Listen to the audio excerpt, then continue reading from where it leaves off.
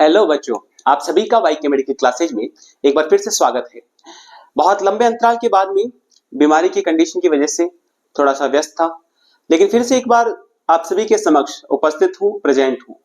एक बार फिर से नए एक टॉपिक लेकर आया हूँ रिप्रोडक्शन सिस्टम का, फीमेल रिप्रोडक्टिव सिस्टम का, आपका अंडाशय की बात करने आया हूँ, मतलब ओवरी की बात करेंगे।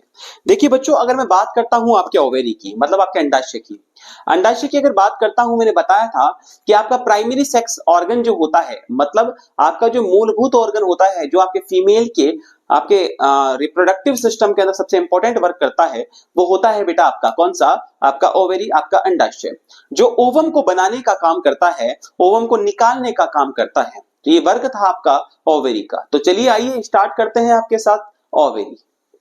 देखो बेटा, अगर मैं ओवरी की बात करता हूं, ovary is the primary female reproductive organ.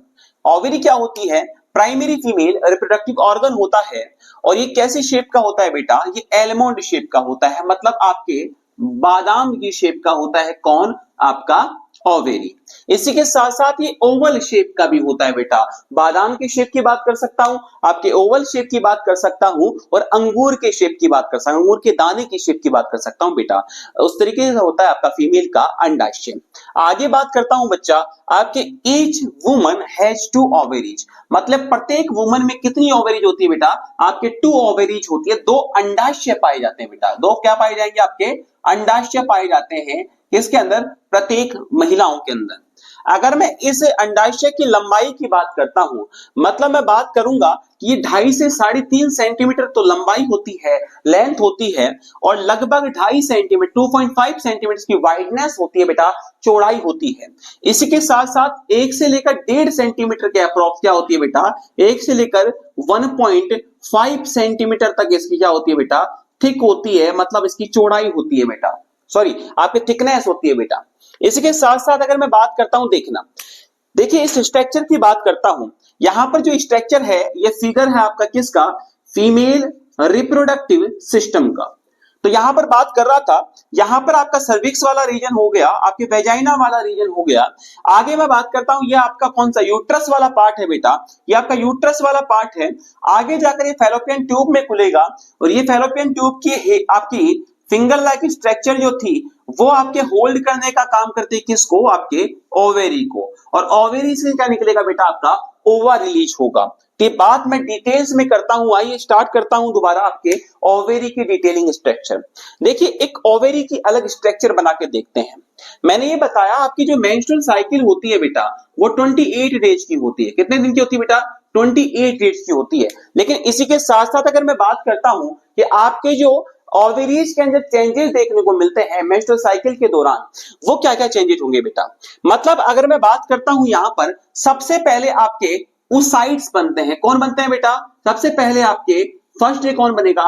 oocytes बनेंगे। मतलब यहां पर आपके प्री मैच्योर फॉलिकल्स बनते हैं बेटा। वे धीरे धीरे धीरे धीरे बड़े प्यार से, बड़े आनंद के साथ 12वें दिन तक क्या होते हैं बेटा? मैच्योर कंडीशन में जाते हैं। और 12वें दिन क्या होंगे बेटा? ये 12वें दिन प्रॉपर मैच्योर कंडीशन में चले जाएंगे आपके ओवेरियन फॉलिकल्स। मतलब ओवेरीज के अंदर पाई जाने वाली जो फॉलिकल्स हैं, वो प्रॉपर क्या हो जाएंगे बेटा? यहां पर मैच्योर हो जाएंगे, आपके वयस्क हो जाएंगे। यही आपके फॉलिकल्स आगे जाकर 14वें दिन क्या करेंगे बेटा? जिनकी शेप ये हुआ करती थी, इनमें से ओवम तो हो जाएगा रिलीज, मतलब ओवा तो हो जाएगा रिलीज, और ये आपके फॉलिकल्स बच जाएंगे। और यही फॉलिकल्स आगे जाकर चेंज होंगे किसमें बेटा? आपके कॉर्पस ल्यूटियम के अंदर। और यही कॉर्पस ल्यूटियम आगे जाकर आपका कॉर्पस एल्बिकेंस में चेंज होगा बेटा। याद रखना, आपके कॉर्पस ल्यूटियम वाला जो पार्ट है बेटा, वो येलो पार्ट होता है, और कॉर्पस एल्बिकेंस वाला पार्ट जो होता है बेटा, वो आपका व्हाइटिश पार्ट होता है, आपका व्हाइट सफेद पार्ट होता है बेटा, श्वेत पार्ट होता है। देखिए, मैंने बताया कि 14 डे जब आपका ओवा निकला, किससे? आपके फॉलिकल से। तो निकलने की जो प्रोसेस है बेटा, ये ओवा का निकलने की प्रोसेस है, ये किसके थ्रू होती है बेटा? ओवुलेशन के थ्रू। मतलब आपके ओवेरी से ओवा का रिलीज होना ही क्या कहलाता है बेटा? ओवा का निकलना ही क्या कहलाता है बेटा? ओवुलेशन कहलाता है बेटा।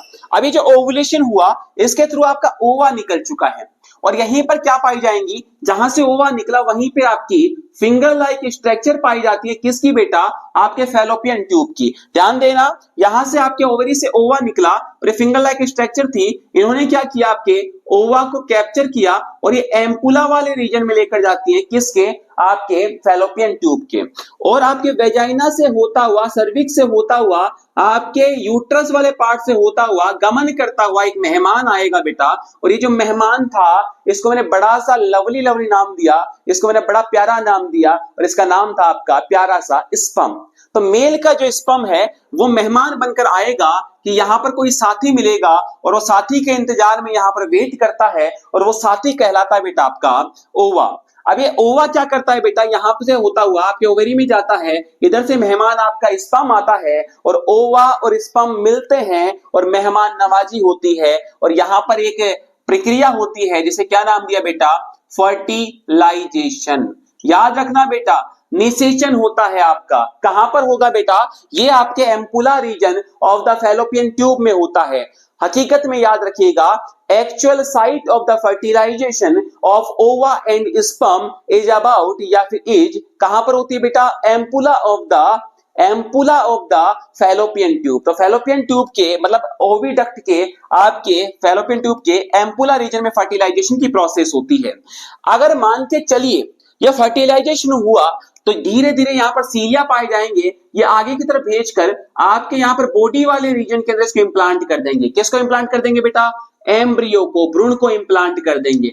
लेकिन अगर मान के चलिए आपका ओवा रिलीज हुआ, यहां पर इसने वेट किया, इसकी वेटिंग टाइम होता है 48 आवर्स, मतलब 48 घंटे तक वेट करेगा कि वो मेहमान आके इसके गले लगाएगा। मेहमान कौन? स्पर्म आएगा और फर्टिलाइजेशन करेगा। लेकिन अगर वो मेहमान नहीं आता है, आपका स्पर्म नहीं आता है, तो 48 घंटे के अंदर बेटा ये क्या होता है? डेस्ट्रॉइड हो जाता है आपका ओवा। और वहां पर क्या होगा बेटा? वहां पर वापस साइक्लिक प्रोसेस चलती है एवरी 28 डेज की। एक महीने इसका काम होता है बेटा, एक महीने आपका ये वाला ओवरी काम करता है। तो एक महीने आपका ये वाला ओवरी अंडा देगा, एक महीने ये वाला ओवरी अंडा देगा, मतलब यहां से प्रोड्यूस करेगा, आपके ओवुलेशन की प्रोसेस होगी।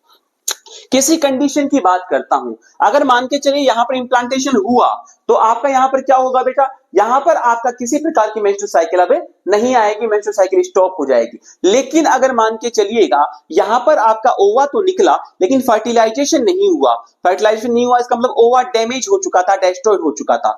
अब आपकी वापस साइक्लिक प्रोसेस चलेगी और आपकी यहां पर क्या होगा? आपके वापस मेंस्ट्रुअल साइकिल की प्रोसेस चलेगी बेटा, मेंस्ट्रुअल साइकिल वापस होगी।